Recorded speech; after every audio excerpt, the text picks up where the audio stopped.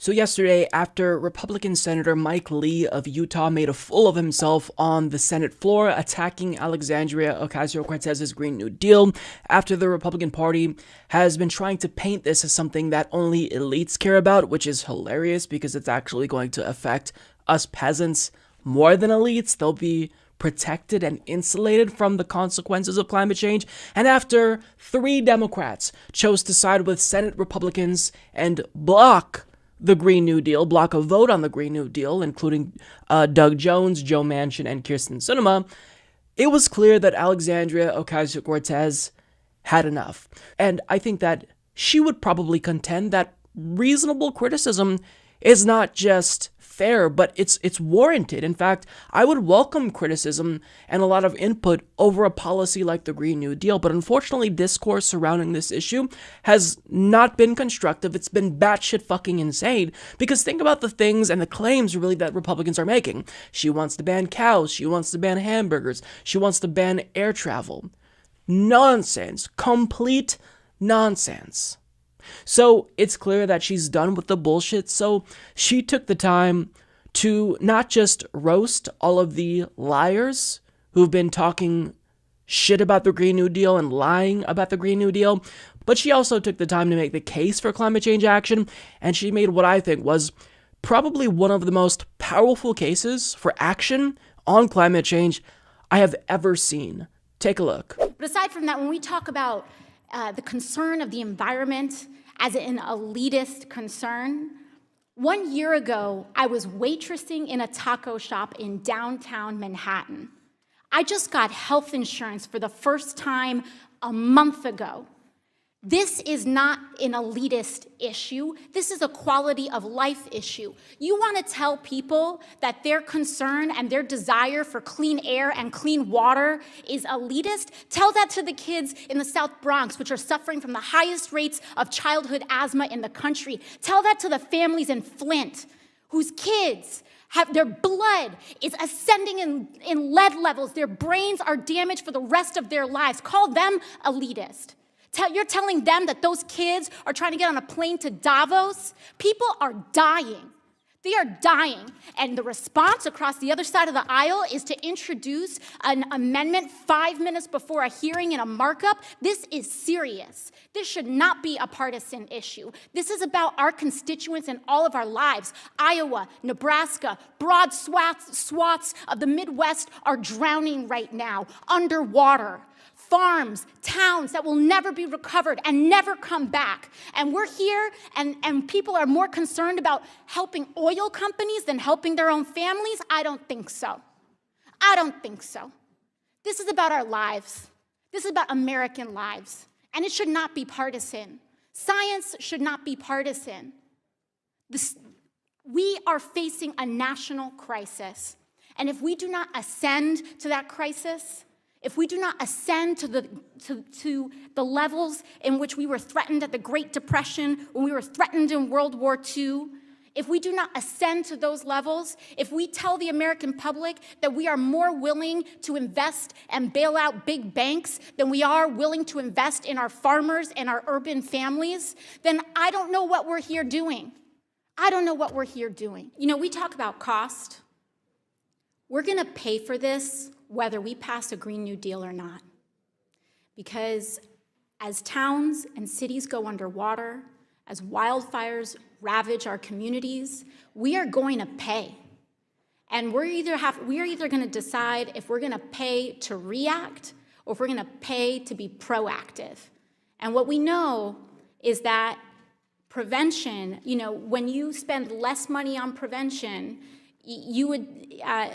you can prevent a lot of that damage from happening in the first place. So it's not a question of whether we're going to spend the money, because I'm very sad to say that the government knew that climate change was real starting as far back as 1989 when NASA was reporting this. And the private sector knew way back in the 1970s. So we had until around the time I was born to address this issue. I wish it didn't have to cost so much, but I'm going to turn 30 this year, and for the entire 30 years of my lifetime, we did not make substantial investments to prepare our entire country for what we knew was coming. So now it's coming all up at the end. It's like when we live our whole lives and we don't eat healthily and we don't move and we pursue unhealthy activities. And then at the end of our lives, our healthcare costs are very high. We have the choice to lower the cost now, because I can tell you the cost of pursuing a Green New Deal will be far less than the cost of not passing it. And with respect to our brothers and sisters and neighbors that are in agriculture, bring them to the table. Let's hold hearings. Let's add provisions. Let's amend the legislation to accommodate for the just transition and for the encouragement of those industries to grow. And I would also encourage to my colleague on the other side of the aisle that thinks we're trying to ban cows to actually read the resolution and understand that there's nothing to that effect in the legislation. And not only that, but we're trying to invest in these communities and our agricultural workers so that they can enjoy prosperity into the next century. That right there is why, hands down, she's one of the best. Because what you see is someone who actually cares about you. She's not there to advance her career.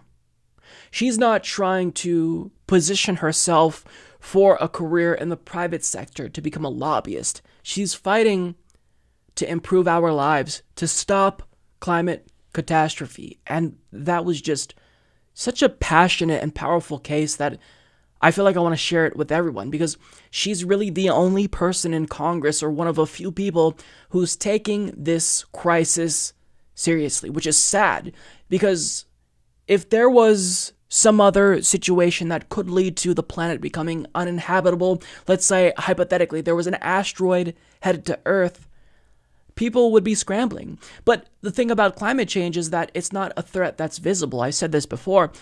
There's really no way that you can see climate change itself. It's kind of this amorphous idea, so it kind of creeps up on you in a really insidious way. And that kind of makes it seem as if it's not really the threat that it is, but that couldn't be further from the truth. So this may be redundant, but I do want to get to some specific quotes, even though you just heard her. I think that these are really powerful things that she said. She states, quote, "This is about our lives. It should not be partisan. Science should not be partisan." And I think that because it is partisan, it goes to show you just how poor of shape our country really is in, just how right-wing the Overton window is. And I admit that it seems like the Overton window is starting to shift a little bit to the left in certain areas, but by and large, the fact that something as objective as science has been politicized, it's baffling. She also said, if we can't ascend to the level to take this on, then I don't know what we're here doing. And that's exactly it, because we keep hearing from people on both sides of the aisle that it's really expensive and, it's just not feasible. Dianne Feinstein said it's never going to pass. Well, then leave. If you're not willing to step up to this challenge, then you should not be serving. You should step down and allow someone to get in who actually is willing to take on this issue. It's a wicked problem that can only be dealt with by people who understand just how damaging this will be if we don't take action. A lot of people don't understand it. She also made, I think, such a fantastic point that I really haven't heard many people make. Quote, "We talk about cost. We're going to pay for this whether we pass a Green New Deal or not, because as towns and cities go underwater, as wildfires ravage our communities, we are going to pay." That is such a perfect point. And it's clear that we're already paying. Puerto Rico is paying. California is paying. There are small island territories who are paying, who are seeing sea levels encroach on their land. So we may not see some of the most catastrophic consequences manifest that scientists initially warned us about, but we will. And we're seeing the start of that. She also says, "I wish it didn't have to cost so much, but I'm going to turn 30 this year, and for the entire 30 years of my lifetime, we did not make substantial investments to prepare our entire country for what we knew was coming. So now it's coming all up at the end. It's like we live our whole lives and we don't eat healthily, and we don't move, and we pursue unhealthy activities, and then at the end of our lives, our healthcare costs are very high. The cost of pursuing a Green New Deal will be far less than the cost of not passing it. That was said perfectly. It was brilliant. I wouldn't change a single word.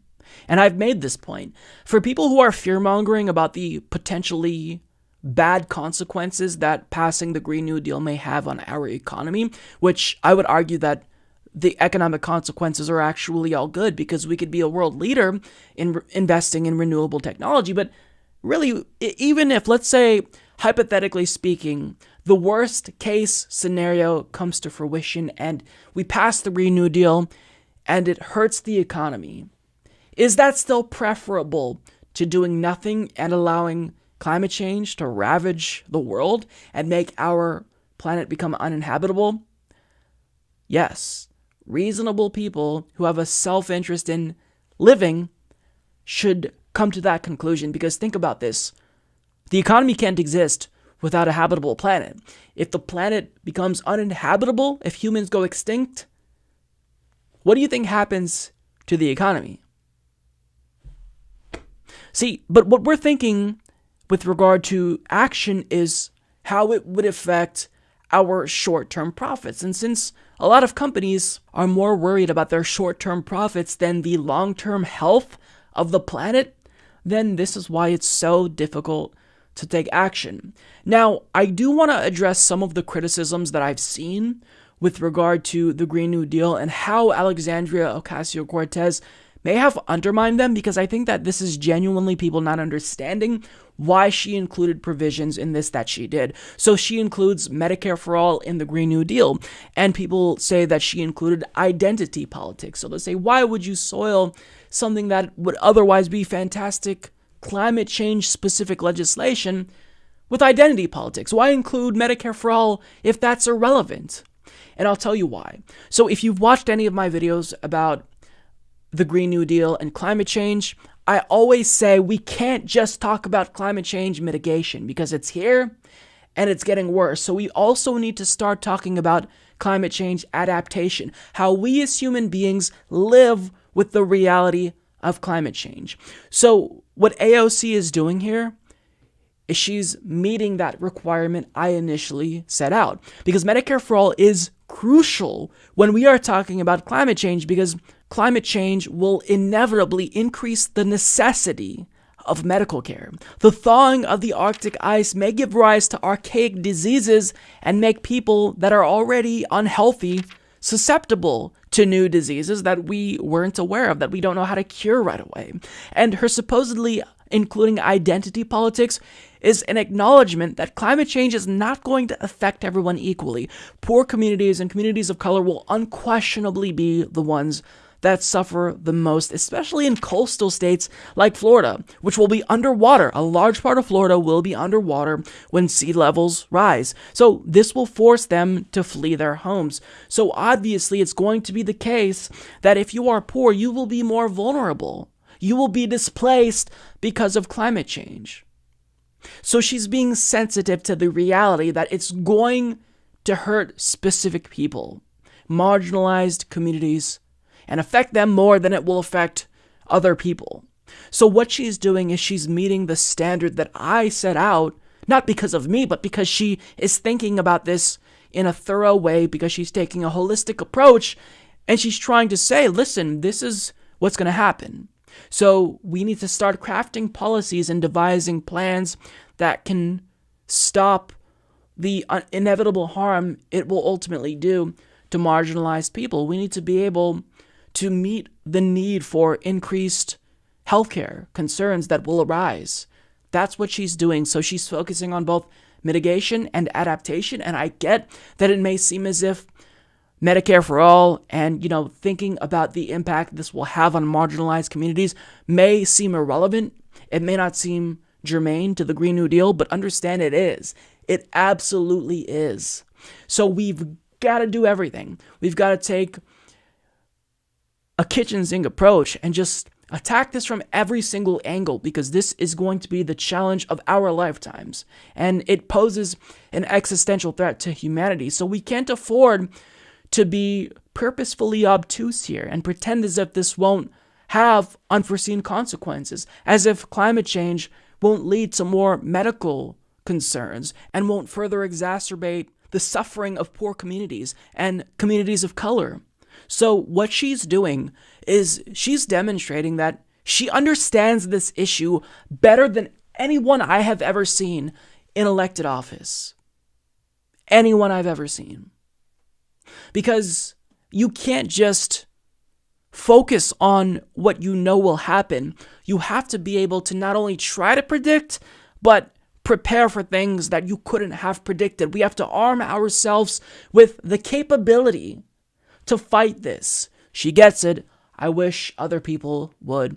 So my hat goes off to her, because what she's doing here is incredibly important. But even if she's taking heat from the right wing, even if Fox News and even Democrats are attacking her for how unrealistic the Green New Deal is, she's the only person who's putting forward a plan that meets the IPCC's 12-year deadline. And even if in the moment she's going to be attacked and vilified and smeared, history will look back and remember her as the hero and everyone else as the cowards. It's only a matter of, are you going to jump on board and help her, or are you going to sit on the sidelines as everyone else smears her? I know I'm not. I'm going to defend her because she's fighting the fight for our lives that nobody else is willing to take on, and I applaud her for that.